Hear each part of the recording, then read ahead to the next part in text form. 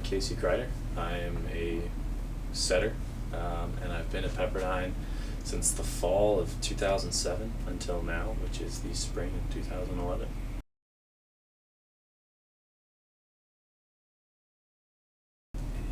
I really enjoyed, before the NCAA went socialist, I was a big Canada guy, and there was a lot of good Canada trips. For some reason, the Saskatoon trip was awesome because it was like negative 20 degrees all the time, and for some reason everyone just kind of whined and complained, and it was pretty funny to just get ripped on by the staff and stuff like that. But any of the Canada trips, Alberta was always fun. Terry Daniluk was always a really good host, I don't.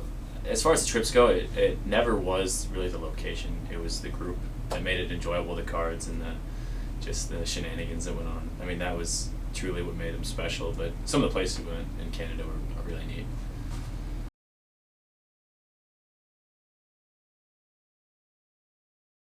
Joel Lapata was as good as it gets. He towed the line a little bit, but it was fun. I mean, I don't think anybody got too seriously injured, and nobody ended up in jail. So I think he went for it, and it was a good way to kind of say, hey, I'm part of this group, and not be too big time or anything like that.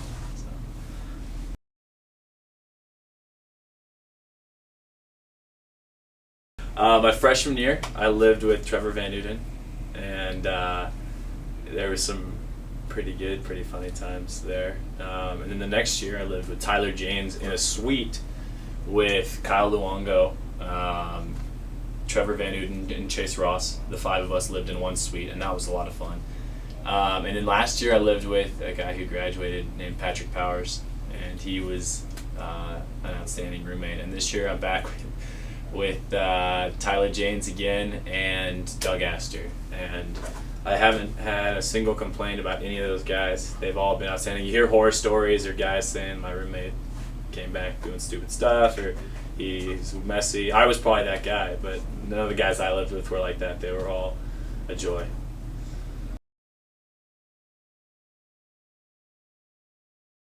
It goes by fast, and there's no real way around it, I don't think. I think people tell you it's going to go by fast, and even if you believe them, you're not prepared for it.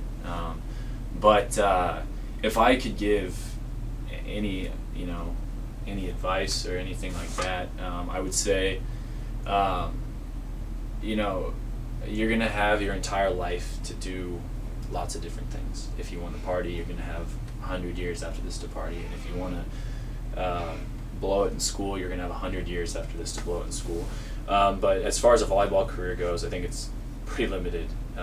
If you're fortunate enough to play afterwards, it's a year, 2 years, 3 years. It's 1/100% of volleyball players get to play, for a large portion of time. So take advantage of that. Invest yourself in the program, and as much as possible, make volleyball a priority.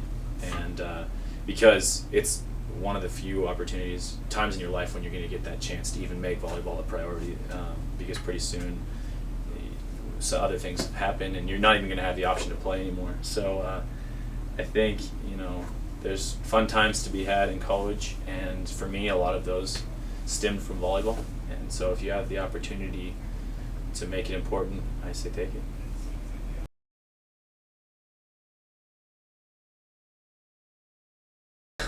I'm sure every program is somewhat a reflection of who's ever in charge, the head coach, and I don't think we're an exception to that. And one thing that I've loved about Pepperdine Volleyball is it truly is, Marv, the staff, practices what they preach. And when things are good, it's the same as when things are bad because they do things the right way.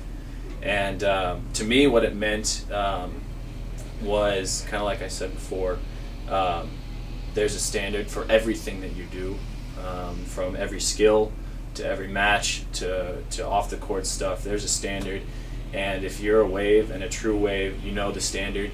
You're aware of it at all times, and you're doing your very best to meet it or exceed it. And I can't say that I did those things every second of every day of my career. But over the years, I've gotten better at it. And when I think of a great wave and guys who have come before me and hopefully will come after, the thing they do better than anybody else is they know what they have to do. They're aware of it at all times, and then they end up figuring out a way to do it or even do it better.